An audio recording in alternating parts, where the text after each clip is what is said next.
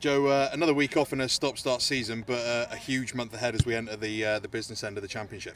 Yeah, well, I think even in the last block we were talking about having 3 home games out of 5 in the last block. So it's a really big set of games for us and 2 incredibly difficult fixtures away from home. So obviously the first one of those coming up this weekend. So look, the boys are really looking forward to the challenge. We've had some ups and downs over the last couple of months as a group. So I think for us, we've got 5 games now to finish out on a real positive note, and we've set ourselves some really solid quantifiable targets to measure success in this block. So it'd be great if we could achieve some or most of those.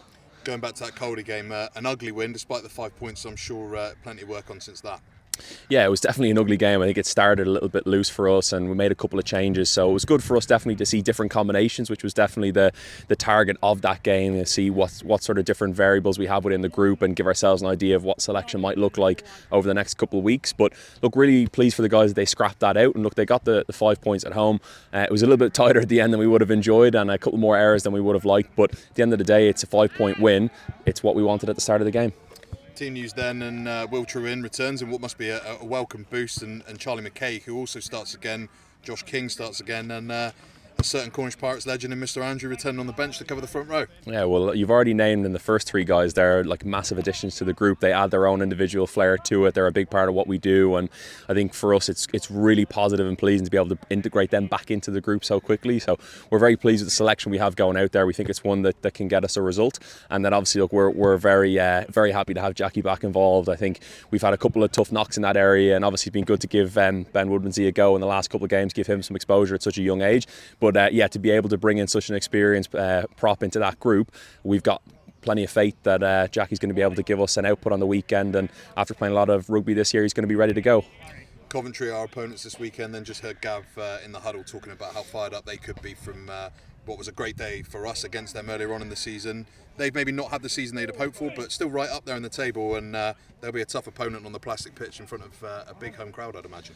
Yeah, I think if you ask any of the guys, that game would probably be one of our most pleasing ones during the year, but that was probably because we come off the back of a couple of tough months. But I think that was probably one of the first times everything started to click for us, and obviously we had a couple more good results after that. But we're under no illusions that this is going to be a very difficult outing on the weekend. They're a very solid group. They've got a lot of threats all around the park.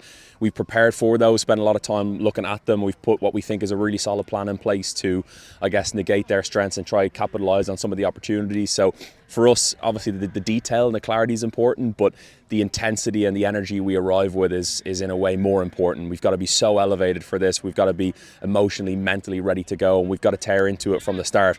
And something we've spoken about over the last couple of games, we've got to be willing to go for 80 minutes, and whether that's 80, 82, 83 minutes, we've got to go up to and past the finish line to get the result that we want.